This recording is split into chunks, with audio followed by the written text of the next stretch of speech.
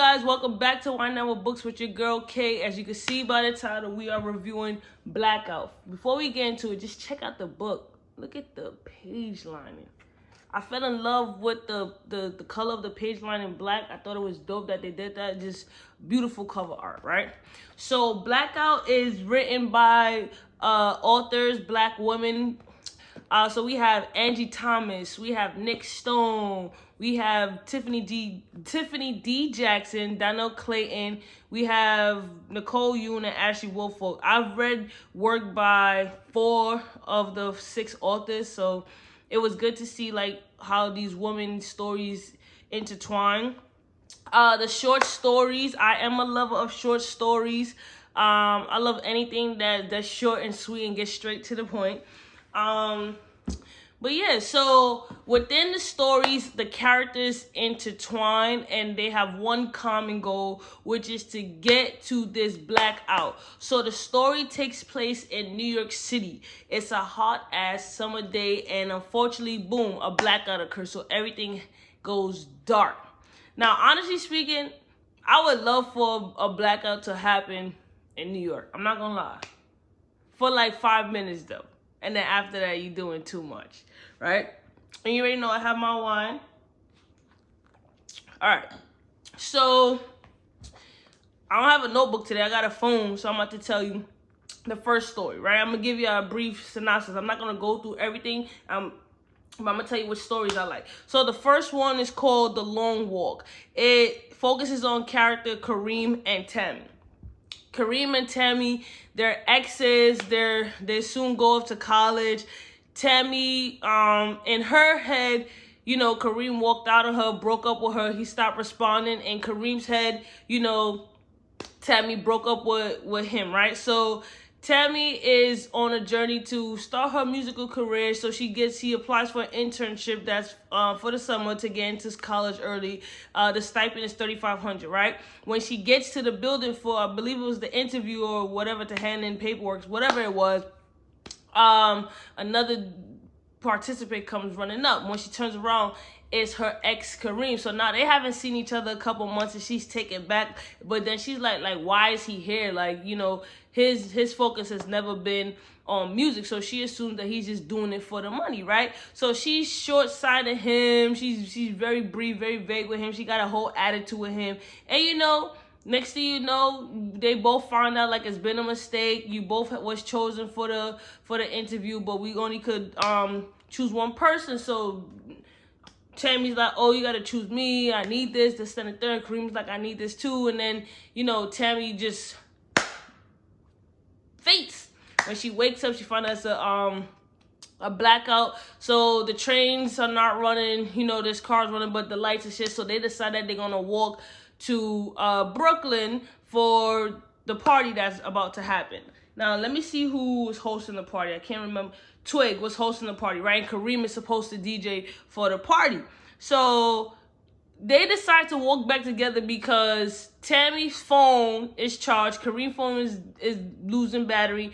Tammy only has $5. Kareem has $20. So they decide to walk. So she's just like, you know, making a big deal of it. But you know, she really want to walk with him. She miss him and stuff like that. But she's not going to show him because she's really still in love with him. And on top of that, it just so happened in her mind, Kareem got together with another girl after they broke up, so she's pissed off about that. So Kareem notices like her little attitude. He's not with the shit. She's just like, listen, I'm not letting you walk anywhere by yourself. We're gonna walk back to Brooklyn and we could go our separate ways, right?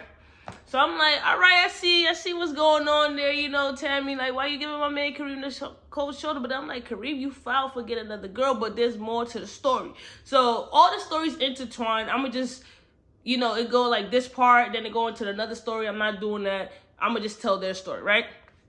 As they're walking, you know, she giving him attitude.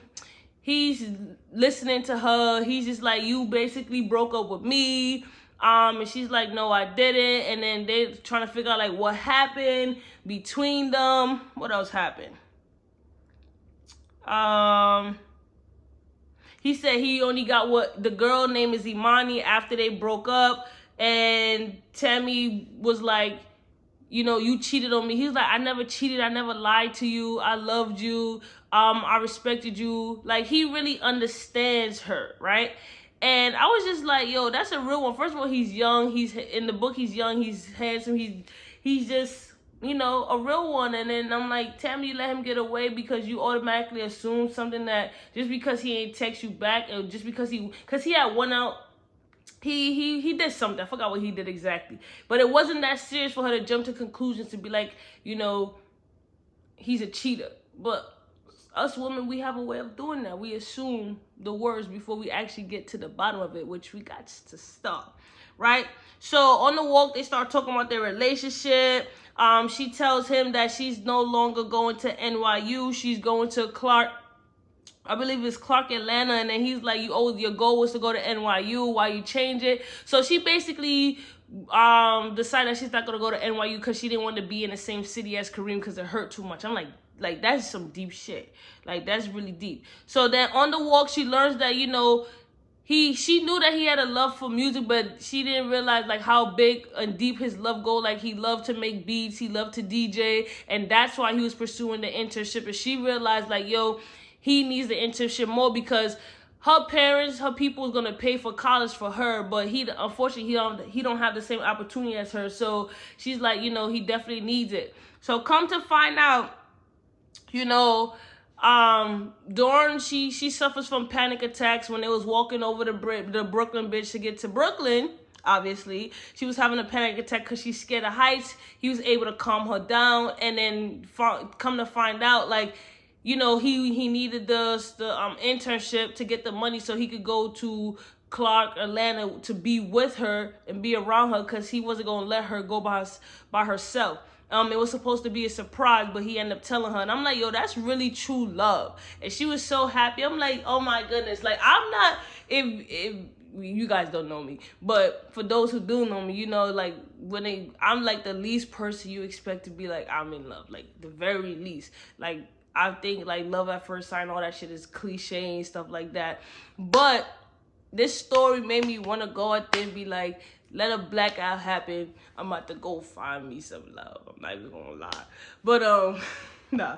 So, I enjoyed this story. I can't say that I liked it too much, but what I like about this, I like Kareem's character. Like, even after everything, you know, he was making his rounds, working hard to get the money to go to college and apply to the college behind her back to be with the woman that he loved. And I'm like, yo, sacrifices. Because honestly speaking, in our society, and if I'm wrong, let me know, the woman is usually making the sacrifices for the man.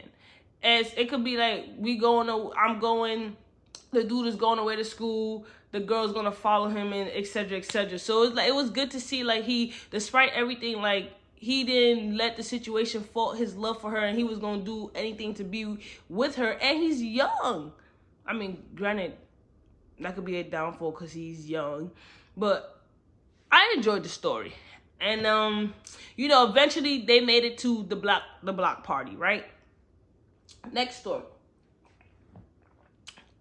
The next story after that, hold up. And Twig and Kareem are friends, so that's how their characters intertwine. So throughout the book, if you read the book, everybody's trying to get to Twig's block party. I cannot talk.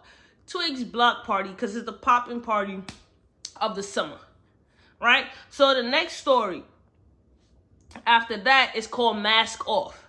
I enjoyed this story. I'm not gonna say why. If you watch most of my videos, then once I tell you the story, you probably figure out why I enjoyed the story. If you did, drop it in a comment, let me know. So Mask Off is about two boys, Tremaine and JJ, but mostly Tremaine. So Tremaine, when they were younger, I believe it was 2nd grade, Tremaine is deemed to be popular, right? Wait, hold on, let me make sure I didn't get it. I'm lying. It's the other way around. The story's focused on JJ, and Tremaine is the second character, basically. So anyways, JJ is the popular one, right? So he's into sports, everybody loves him, he's talented, he's skillful, whatever. So one day, JJ friends was picking on Tremaine. They stuffed him into a closet. You know, JJ did say, leave him alone. JJ and his friends left. This is the 2nd grade. JJ in class, he worried that Tremaine is not coming. It's not like Tremaine. So then he started thinking like, oh, we killed him, whatever. So he go back to the closet. Open the door. Tremaine is just sitting on the floor trembling. So JJ, help him up. He's it determined that Tremaine is claustrophobic, right? Since that connection, I'm sorry guys. Since that day, JJ always felt a connection to Tremaine. He couldn't pinpoint it, right? He didn't understand what it was, but he felt the connection. They really didn't talk much. As JJ grew popular and he got good in basketball, Tremaine was just basically there. Tremaine, he grows up, he's handsome as well. He's into photography. And he seemed to be like very accepting of himself, right? So there's a situation where JJ is on the train. He's on his way to where, I forgot where he was going. He was going somewhere, but then the ultimate goal is to go to the block party again, right? The train, when the blackout occurs, the train stops. They're stuck underground. He looks over. He sees Tremaine, but he doesn't say anything. They haven't spoken in a while. And he can't stop looking at Tremaine. He's just falling over him. So my instinct is like, JJ is gay. Come on, JJ is gay. Tremaine is open with his sexuality. So, for JJ, it's just like, damn, he's living a lie, right? So JJ knows that he likes boys. JJ knows that, for a man of his status, he cannot come out as gay because he's going to get teased by his teammates. His parents won't accept him. And his little sister is cool. Like, his little sister knows that he's gay. And she drops little hints like, who you going to take to prom? You could take a girl. You could take a boy. Like, very subtle stuff like that. That's a cool little ass sister. So... JJ is dealing with that, but he loves Tremaine. So it just so happened that, JJ had Googled some party, right? It was a masquerade party for gay boys. So as he's on his way there, he got his little tuxedo and shit. He got his mask on. He sees Tremaine. So he follows Tremaine, hiding behind the buildings and stuff, right? So Tremaine eventually goes inside the place. JJ follows suit. When JJ gets in there, some dude try to talk to him. Tremaine comes over and rescue him. So in JJ's head, they got the mask on. So JJ knows what Tremaine is wearing and stuff like that, especially because Tremaine always wearing these fours. He got these fours on his feet, all white fours, right? So when Tremaine rescues JJ is like, oh my God, like, he's talking to me, but he don't know it's me. So they start talking, communicating. JJ makes up a whole alias. I forgot what he called himself. Did I write it down? Yeah, I didn't write it down. So he makes up a whole alias and basically telling, Tremaine his life story. He thinks that saying his fake name, but telling the real story, that Tremaine doesn't know who he is.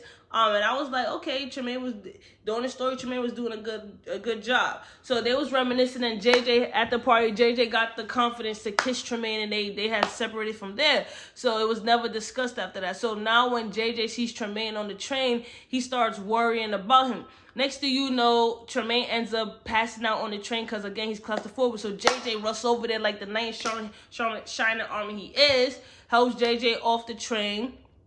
Right, they open the little latch door and stuff like that. As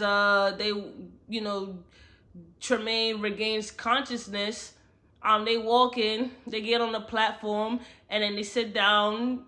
Tremaine basically tells him like, yo, I know it was you the whole time at the masquerade ball. I didn't like that you had a fake alias. JJ tells him like, I'm scared of coming out. No one knows I'm gay. But I wanna say that I'm gay. I want this to work between us. Tremaine basically says, don't lie to me again. They decide that they're gonna go to the block party, and that's how that ends. So they find their little connection during the blackout, and I'm like, shit. First of all, what the hell is you collapse? Well, you can't you can't help that when his ass collapsed on the New York City train. If you ever been to New York City, if you live in New York City, then you know how dirty the train is, especially they was on the A train. The A train is one of the dirtiest trains in New York City, hands down, but it's also one of the trains where shit get popping. Okay, you're gonna see a lot of shit on the A train, especially at night. Especially at night, especially when it's going to Far Rockaway, it's going, oh, we here in 42nd Street, 34th Street. Yeah, you're gonna see a lot of stuff, right? So that was that story. So, you know, so how the characters intertwine in this story is that Tremaine is supposed to take pictures for Twig at the block party, right? So the next story out of here. So the next story after that is Made to Fit. So Made to Fit is about Bella, right? I think this one had to be my favorite short story out of all. So Made to Fit follows Bella, right? Bella visits her grandfather in it's not really a nursing home, it's an old folks home where he stays, right? And then there's also another girl. What's the other girl name? I forgot her name.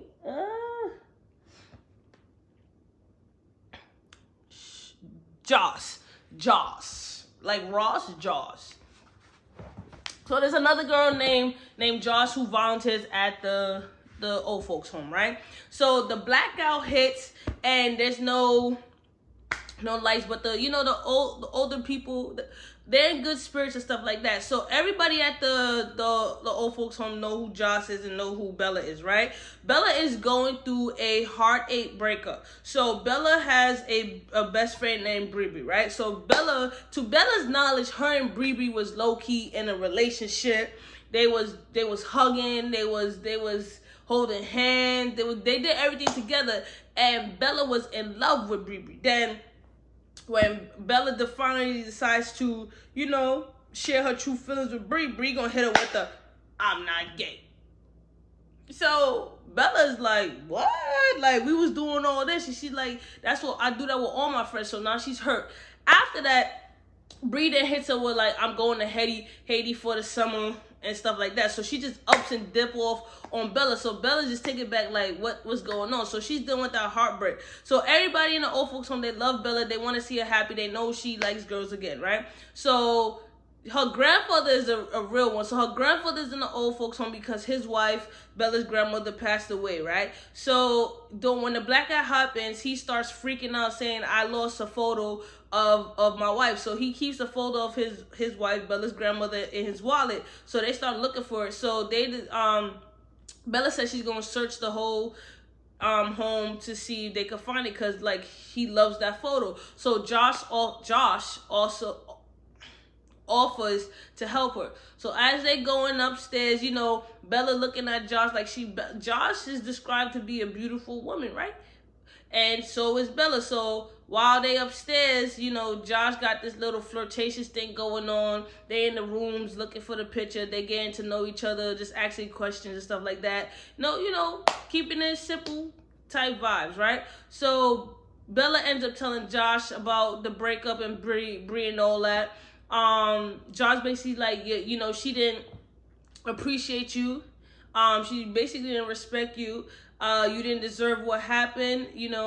Basically she would never treat her like that. Stuff like that, right? So Bella's taken back by it because Josh really sees Bella. And Bella also struggles with her own little insecurities and self-confidence. And she doesn't see, like, where Bree sees Josh as always complaining and being a crybaby, Josh sees it as strength. She reverses it on Bella to really recognize who she is and who she can be, and recognize that, with the things that Bree said about you is not true, right? So long story short, they look all over for the picture, they ain't find it. So Josh has a support dog there. So she gets the dog, sniffing around. They go in the laundry room, right? So in the laundry room, they looking for the pictures that ain't find it. So that's when Josh is, they flirting and stuff like that. And, Josh say, I'm feeling you. Bella say, I'm feeling you, whatever. They end up kissing and stuff like that.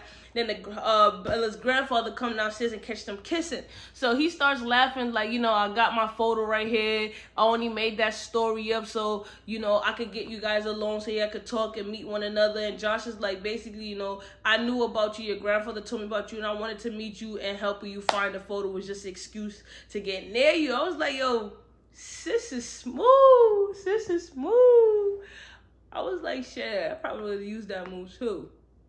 Sis was smooth. I'm not gonna lie. The reason why I like this story is because older people have a way of seeing things that we don't. They have a way of putting things into different perspective, and they have a way of, you know, putting a plan into motion and seeing it through. And I thought it was cool because everybody was in on it. Like, they knew what the grandfather was planning. They was rooting for them two to get together. And they saw the connection. They saw that it could really blossom, and they saw that that's what Bella needed and recognized it and made it happen. I was just like, yo, they some real ones. And they also had a goal of going to the block party together, right? Eventually, they end up, you know, getting to the block party, having a good time. They all up on each other and stuff like that. And it's the start of a new situationship. Then we have another story about Lena, right? What's this one called? It's called All the Gray Love Stories. Is that the name of it? The moment. Hold up. All the Great Love Stories. That's what it's called. So this one is about Lena and Tristan. They're also on the way to Twig's party, but they're in the library, right? As they're in the library, Lena's looking out the window, the library window. She sees Kareem and Tammy sitting on the stoop. Like, they don't know each other, but like I said, the stories connect, right?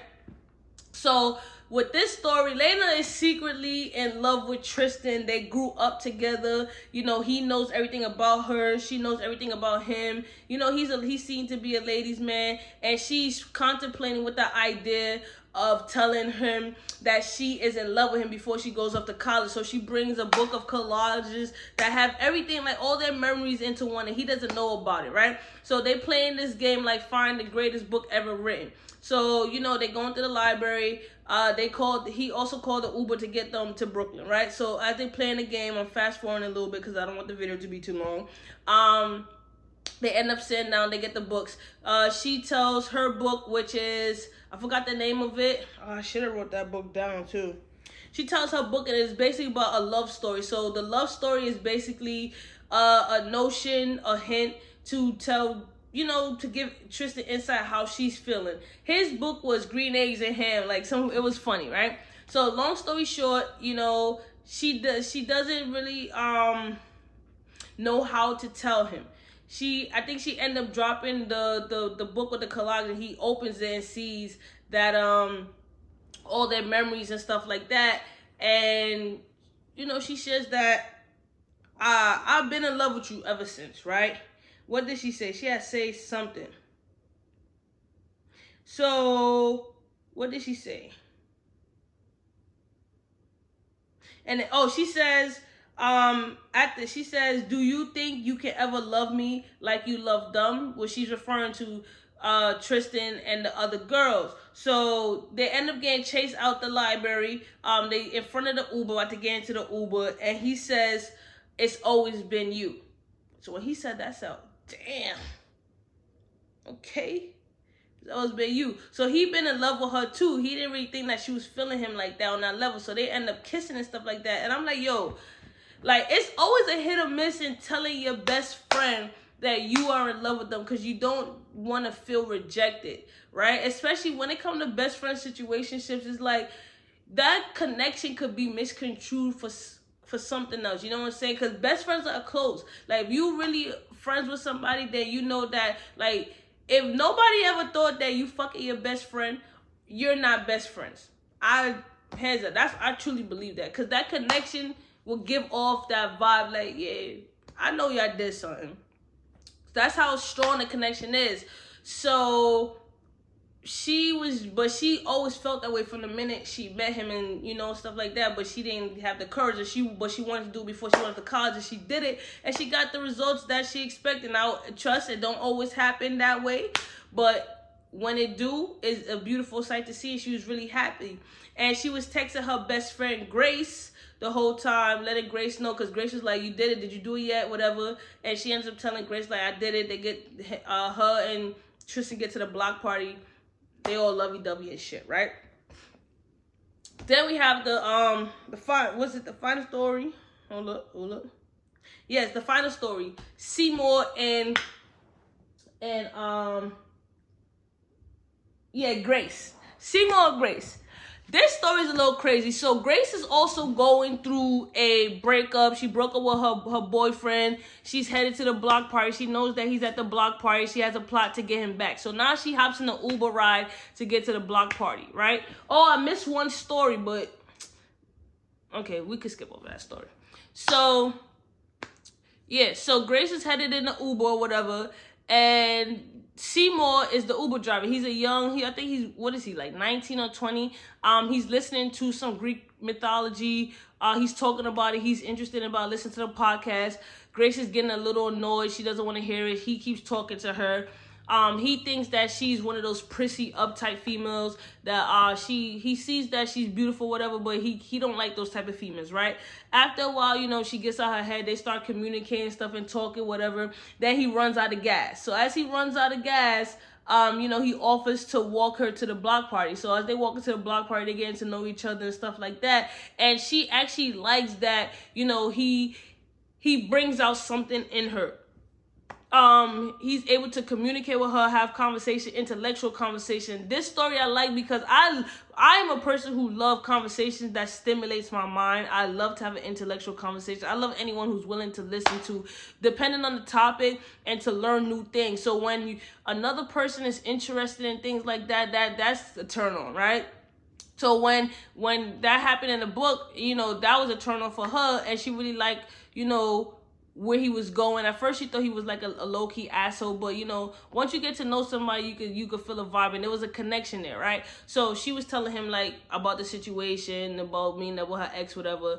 So they get to the block party. He was like, hypothetically speaking, would you go on a date with me? I don't remember her answering him, but then he turned away and walked away. She got to the food truck. Her ex was there. She said hello. The ex is actually with a new girl. They thought some shit was about to go down. She ends up realizing that the ex-boyfriend wants to control her and wants to control like who she is, because she's a immigrant of Jamaica. So she realized like he wants to be the one to tell her what she can and cannot do, and she didn't want that. Like she was never able to feel free and to be her true self, and with Seymour she was able to. So she's like, I'm about to go look for the Uber driver Seymour. So she grabs her best friend Lonnie. They looking for Seymour. They had passed Seymour. Seymour was like, oh, you looking for me, whatever. And then she agreed to go on a date, and that's how that story ended. I was just like, if you follow me on Instagram, I asked a question: if you develop a connection with your Uber driver, would you date your Uber driver? I feel like, honestly speaking, like if I was in an Uber and I develop a connection with the individual and the conversation is flowing, I'm feeling the vibe, like I would take the person up on the offer to go on a date. Why not? What do you have to really lose? The only thing, you could lose your life. Shit, you could lose your life. You could lose, or it could be waste your time. Okay, never mind what I said. You know what I'm saying? But I would still take the date. I would just text somebody to be like, yo, follow us. This is where we going, da-da-da-da. But you never know. That could be your chance at finding love. You find love in the strangest ways. Just look, throughout this whole blackout, love was just connecting over and over and over and over again. So, shit. Apparently, the key to finding love in New York is to go through a blackout. There was another story. It followed. Let me see. It It's called No Sleep Till Brooklyn, right? So it's about a girl named Kayla. She's visiting town with her classmates. They're from the country, right? So they're on like the little two, the buses that have the upstairs, downstairs. I forgot what it's called, right? She's on a trip with her boyfriend. What's his name? Makai. No, her boyfriend name is Trayshawn. And she's on the bus with him and the other classmates. She's on the bus with another boy that she likes, named Makai, right? Her and Makai been chilling, whatever, but she hasn't gone too far. Makai is the type of boy that's trying to get her to see that, I'm the one for you. I truly see you, like, you deserve better. Well, Trayshawn, Kayla at the time is mad at Trayshawn because he lied to her and said he was doing something else and was out partying with his friends and stuff like that. Long story short, Kayla's also on the bus with her best friend, right? So her best friend, she tells her best friend everything. So her best friend goes through day-to-day shitting on Trayshawn, like her boyfriend, like, oh, Trayshawn's no good for you. Oh, Trayshawn is stupid. Oh, he doesn't do this, he doesn't do that. Like, everything negative she had to say about Trayshawn. So she never pinpointed, like, why her best friend hates her boyfriend, right? So it got to a point where they was like, how could I put this? She ended up making up with Trayshawn. They ended up making out. The teacher moved her seat, right? So the teacher moved her seat to sit by her best friend. Her best friend was going off on Trayshawn and be like, yo, I don't like him. Trayshawn ended up sitting by Makai. So Kayla's watching Trayshawn and Makai, trying to figure out, like, what's going on. If Makai's going to say something to Trayshawn, if he's going to blow up the spot, right? During this time, she's telling her best friend, everything, filling her in. And the best friend was like, why do you want to be with Trayshawn, right? So Kayla turns around and asks the best friend, tell me 10, I think it was like 10 reasons why she shouldn't be with Trayshawn, right? So as the best friend is naming stuff, she's naming stuff that Kayla is the only one who should recognize. And like, so like Trayshawn, I forgot what she said. She was saying a whole bunch of stuff, like, for example, let's say like, oh, Trayshawn uses his left hand to rub his back, and that's mad annoying, like stuff like that. So as she's talking, she remembers a saying, what did her mother say? She remembers her mom saying, she found her father to be annoying, and that's why she liked him. So with that premonition, Kayla realized, like, her best friend is secretly in love with her boyfriend, because the best friend has been watching her boyfriend this whole time, and she's masking it with negativity and saying that she doesn't like him. I'm like, yo, that's foul. So then she ends up getting up and moving from her best friend and going to sit next to Makai, right? At the same time, Makai ends up getting into it with Trayshawn. Makai told Trayshawn, you'll end up losing your girl. Trayshawn, like, what you mean? Then, it got to the point where, my bad, I need a wine break.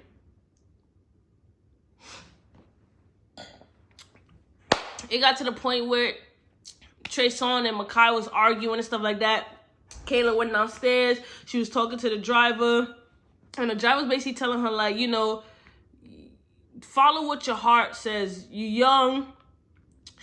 Trayshawn comes downstairs to talk to her, check on her, and they decide that, they need a break, because the reason why Trayshawn went to the party is because he needed some space. And it's not a separation, it's just a break for them to figure things out, because everybody thinks that they're going to be together for forever, but she needs to realize, like, what she wants, who she is, and figuring things out, and not be dependent on other people's opinions to lead her life. And I thought that was a real realization. So ultimately, she did, in this story, she kind of, I don't want to say she lost love, she put love on pause to find love, to love herself. Now she's going on a self-love journey, and I thought that was real, because at a young age, you got options. You know what I'm saying? We got options. But at the same time, unless you love yourself, nobody could truly love you. You can't accept love from somebody else, because the best love is self-love. I don't care what nobody say. On top of the love of God, the best love is self-love. Nobody could love you like you love yourself. And to find that love, I think that's some real shit. All in all, they all make it to the block party. I thought, like I said, I like the short stories. I didn't want to tell everything. As you can see, I was skipping around some stuff, but the stories intertwined. I really like that the stories connected, the characters connected, and that they had the opportunity to either recognize their self-worth, to find love, to find a deeper connection, to be able to put things to rest, like past situations to rest, and see a future. Like the blackout truly opened their eyes, and for them to recognize, like, I'm gonna be okay. Things are gonna be okay, and it's okay to be free. It's okay to love myself. It's okay to want to be with an individual, even if someone forbids it, or even if I think that I'm not worthy enough.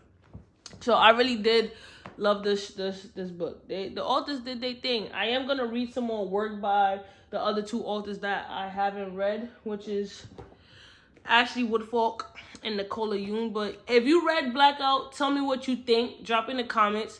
For those who provided me with the book suggestions that you guys want me to read, I purchased the books. Amazon is going to deliver them, and then I'm going to read them and review it. I appreciate all the continued support and the love.